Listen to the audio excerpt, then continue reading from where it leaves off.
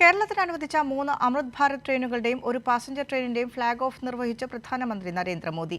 ഇത് സംസ്ഥാന സർക്കാരിന് ഏറെ സന്തോഷം നൽകുന്ന നിമിഷമാണെന്ന് മുഖ്യമന്ത്രി പിണറായി വിജയൻ പറഞ്ഞു. മറ്റു മേഖലകളിലും കേരളം മുന്നോട്ട് വച്ചിരിക്കുന്ന ആവശ്യങ്ങൾ പരിഗണിക്കപ്പെടുകയും അവയെല്ലാം സമയബന്ധിതമായി നടപ്പിലാക്കുന്നതിന് പ്രധാനമന്ത്രി നേതൃത്വം നൽകണമെന്നും മുഖ്യമന്ത്രി ആവശ്യപ്പെട്ടു. തിരുവനന്തപുരം സെൻട്രൽ മുതൽ താമ്പരം വരെയും നാഗർകോവിൽ ജംഗ്ഷൻ മുതൽ മംഗളൂരു ജംഗ്ഷൻ വരെയും തിരുവനന്തപുരം നോർത്ത് മുതൽ ചർലപ്പള്ളി വരെയുമുള്ള 3 അമൃത് ഭാരത് എക്സ്പ്രസ്, തിരുവനന്തപുരം നോർത്തിൽ നിന്നുള്ള തൃശൂർ ഗുരുവായൂർ പാസഞ്ചർ എന്നീ ട്രെയിനുകളുടെ ഫ്ളാഗ് ഓഫാണ് പ്രധാനമന്ത്രി നരേന്ദ്രമോദി തിരുവനന്തപുരത്തെത്തി നിർവഹിച്ചത്.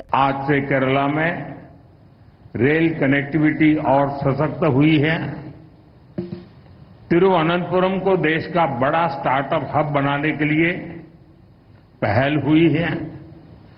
आज केरला से पूरे देश के लिए गरीब कल्याण से जुड़ी एक बड़ी शुरुआत भी हो रही है. PM സ്വനിധി ക്രെഡിറ്റ് കാർഡിന്റെ ഉദ്ഘാടനവും 1 ലക്ഷം ഗുണഭോക്താക്കൾക്ക് PM സ്വനിധി വായ്പകളുടെ വിതരണവും പ്രധാനമന്ത്രി നിർവഹിച്ചു. തിരുവനന്തപുരത്തെ CSIR NIIST innovation, technology and entrepreneurship ഹബിന്റെ ശിലാസ്ഥാപനവും മോദി നടത്തി. കേരളത്തിന് ഏറെ പ്രാധാന്യമുള്ള പദ്ധതികളാണിവ. ഈ പദ്ധതികളിൽ പലതിനും കേന്ദ്ര സർക്കാരിന്റെ അനുമതി ലഭിക്കണമെന്ന് സംസ്ഥാന സർക്കാർ തുടർച്ചയായി ആവശ്യപ്പെട്ടിരുന്നു. അതിനാൽ തന്നെ ഇത് സംസ്ഥാന സർക്കാരിന് ഏറെ സന്തോഷം നൽകുന്ന ഒരു നിമിഷമാണെന്ന് മുഖ്യമന്ത്രി പിണറായി വിജയൻ പറഞ്ഞു. These are of great significance so far as Kerala is concerned.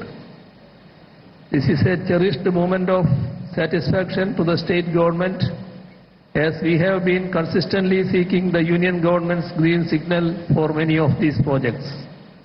I do hope that the genuine demands of Kerala relating to various other fields also will be met in due course, and the Honorable Prime Minister will see to it that all those will be implemented in a time-bound manner. അതേസമയം നിലവിൽ അനുവദിച്ച ട്രെയിനുകളിലൂടെ യാത്രാക്ലേശത്തിന് പരിഹാരമാകില്ലെന്നാണ് ഉയരുന്ന മറ്റൊരു വിമർശനം. Kairali news, Thiruvananthapuram.